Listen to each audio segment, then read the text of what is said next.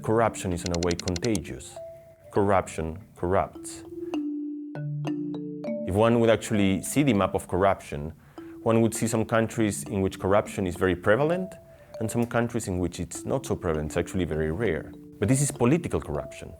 This is how, at the large scale, different states have a predisposition to respect the norms, to respect the rules, or to not respect them. The question is this global political, societal corruption related to how people within these countries will undergo some minor forms of cheating in very simple day-to-day things. So when you live in a society in which, at the large scale, the political values are those of not respecting the norms, then there is a growing number of low-scale corruption within all the people that live within this country. Specifically now, in the world, but particularly in the US, we are seeing a spike of mistrust.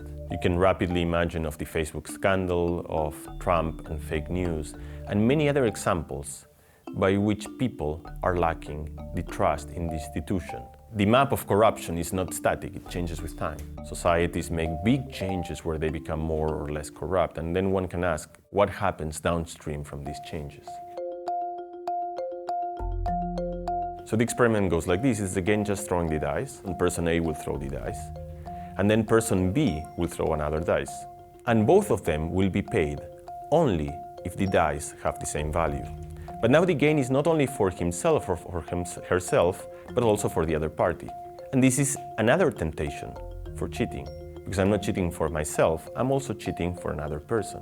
And so this notion of small solidarity actually increases enormously, to the point that when this experiment is done, like say with 200 people, the fraction of equal dice should be 1/6 of that, but almost 180 people are getting paid in this experiment. And one can see the amount of cheating and see whether this amount of cheating in a dice, in a single person that's cheating for $3, $4, $5, $6, or $7, actually correlates to the amount of corruption that this country has at the societal level.